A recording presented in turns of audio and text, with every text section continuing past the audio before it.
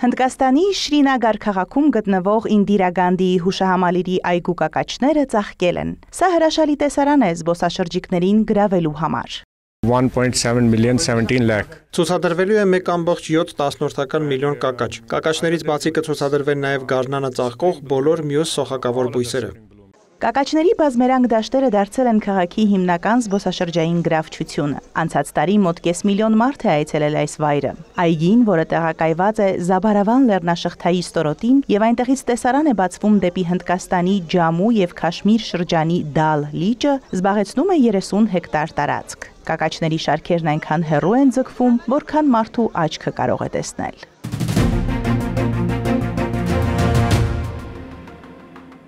Սեր էր առաջին հայացքից, երբ Մանոն Ռուն առաջին անգամ հանդիպեց Գուստավին, լքված մի խոզուկի։ Կենդանուն իր հարևաններն էին գտել 2018 թվականին, այն ժամանակ, երբ ապրում էր Մոնրեալում։ 32-ամյա կինը որդեգրել է Գուստավին, իսկ հետո կենդանու հետ մեկնել Ֆրանսիա։ Այդ ժամանակվանից ի վեր նա հասցրել է երկրորդ խոզին էլ որդեգրել։ Նրա անունը Լեոն է։ Այդ երկու խոզերը Մանոնի հետ տանն են ապրում։ Կինը եւս 4 խոզի բացօթյա պայմաններում է պահում, իր բակում։ Խոզերին որդեգրելով կինը ցանկացել է, որ մարդիկ սկսեն փոխել իրենց վերաբերմունքը այս կենդանիների հանդեպ, չդիտարկեն նրանց որպես սպառման համար նախատեսված կենդանիներ։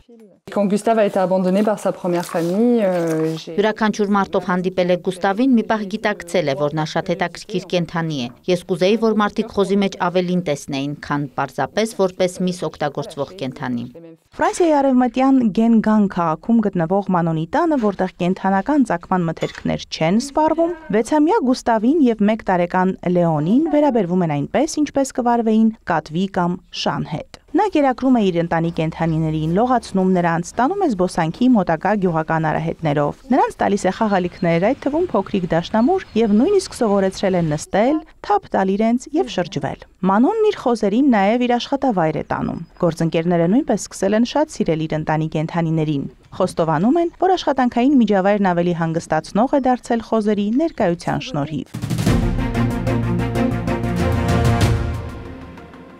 Իսպանիան ներկայացնող մսագործների թիմն առաջին անգամ կմասնակցի մսագործության աշխարհի գավաթի խաղարկությանը, որի ժամանակ որոշվելու է, թե ովքեր են տիրապետում միսը ճիշտ կտրատելու եւ մատուցելու արվեստին։ Այդ մրցույթում միմյանց դեմ են դուրս գալու միս ուտել սիրող ազգերի ներկայացուցիչները։ Օրեր անց 3.5 ժամվա ընթացքում 16 թիմ պետք է ոսկրազերծի, կտրատի եւ ցուցադրի միսն ամենակրեատիվ ձևով, որպեսզի դառնան մսագործների համաշխարհային մարտահրավերի չեմպիոն Փարիզի ցուցահանդեսում։ Թիմերը կարող են օգտագործել իրենց սեփական համեմունքները, մարինադները եւ զարդարանքը, տավարի միսը, խոզի միսը, մի ամբողջ գարան եւ 5 հավի մսերը թեմատիկ ցուցադրության վերածելու համար։ Նրանց գնահատելու են տեխնիկայի, աշխատանքի, նորարարության եւ ներկայացման հիման վրա։ Իսպանիայի այսպես կոչված հավաքականի մենեջեր Բրունո Կազալն ասել է, որ որպես նոր մասնակից իր թիմը պետք է կարողանա տիրապետել ինքն իրեն այս տարվա ֆավորիտների Ֆրանսիայի, Իտալիայի եւ Գերմանիայի թիմերի դեմ մրցելու համար։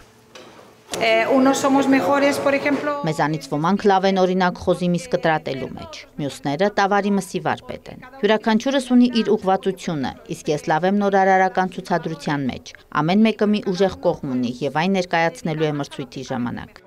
Այս մրցույթն իրականում հիմնադրվել է 2011 թվականին եւ անցկացվել է բացառապես Նոր Զելանդիայի եւ Ավստրալիայի մասնակիցների միջև, իսկ 2018 թվականից այն ընդլայնել է աշխարհագրությունը։ 2022 թվականին օրինակ հաղթող է ճանաչվել Գերմանիայի թիմը։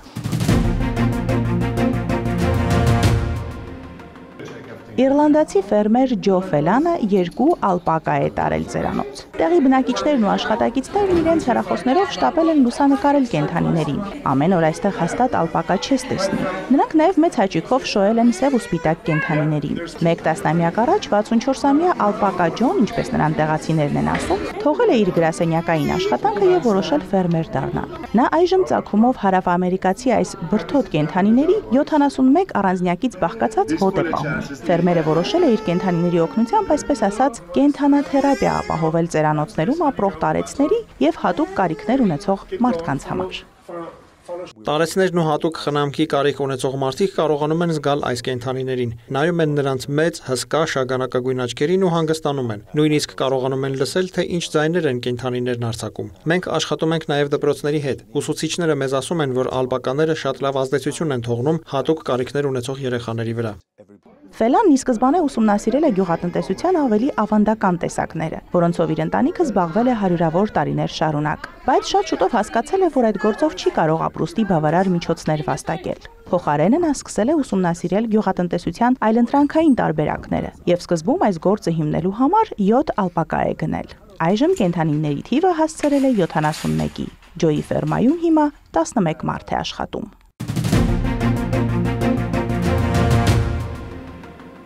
Բուլղարացի կույր ուլտրամարաթոնային վազորդ Վիկտոր Ասենովը հաղթահարելով քնի ցանկությունը եւ հոգնածությունը մի քանի անգամ բարձրացել է Սոֆիայի մոտակայքում գտնվող Վիտոշա լեռը։ Նա բարձրացել է Էվերեստի համարժեք բարձրությունը իր տեսակի մեջ աշխարհի ամենադժվար մարտահրավերներից մեկում։ Վիկտորը, որը համարվում է Եվրոպայի մի քանի կույր ուլտրամարաթոնային վազորդներից մեկը, իրեն ուղեկցող շան հետ լեռնային մի խրճիթից ճանապարհ է ընկել դեպի Վիտոշայի Black Peak գագաթը։ Այն մայրաքաղաք Սոֆիայից 2290 մետր բարձրության վրա է գտնվում։ 46 ժամ շարունակ Վիկտորը չի քնել, կանգ է առել միայն ուտելու համար։ Ընդհանուր առմամբ նա բարձրացել է 8848 մետր, այսինքն ճիշտ այնքան, որքան Էվերեստի բարձրությունն է։ Բանն այն է, որ նա 19 անգամ է բարձրացել Black Peak, որպեսզի կարողանա այդ ցուցանիշը գրանցել։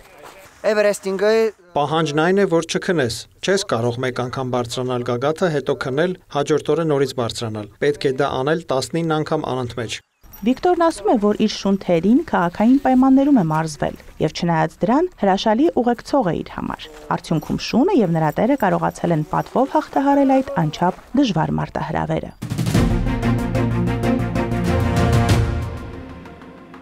Այս շաբաթ Թայվանում մոտ 100 ուղևոր հին շոքեկարգից հետևել է գեղատեսիլ լեռներում ծաղկած բալենիների տեսարանին։ Ծաղկման ամենամյա սեզոնը կղզում եռում է։ Ծառերի ծաղկման թեմայով զարդարված հին շոքեկարգով ճանապարհորդությունը տևում է 6 ժամ։ Շոքեկարգն անցնում է մի ճանապարհով, որը կառուցվել է դեռևս ճապոնական գաղութատիրության ժամանակներում։ 就很新奇，然后那个樱花真的很漂亮。 Սա նորություն էր ինձ համար եւ բալենու ծաղիկներն իսկապես գեղեցիկ են։ Երբ շոքեկարգը շրջվում է, այնտեղից տեսարանը հիասքանչ է, հատկապես երբ անցնում է ձյունապատ Յուշան լեռան մոտով։ Դա իսկապես գեղեցիկ է։ Այս երկաթուղին Թայվանի ամենահայտնի զբոսաշրջային տեսարժան վայրերից մեկն է եւ ամբողջությամբ վերագործարկվել է միայն անցած տարվա թայֆունների եւ երկրաշարժերի վնասներից հետո։ Այս տարի 8-րդ անգամ է կազմակերպվել հատուկ գնացքով այս ճանապարհորդությունը։ Մարոտ Հարվերդյան, Այլ լուրեր։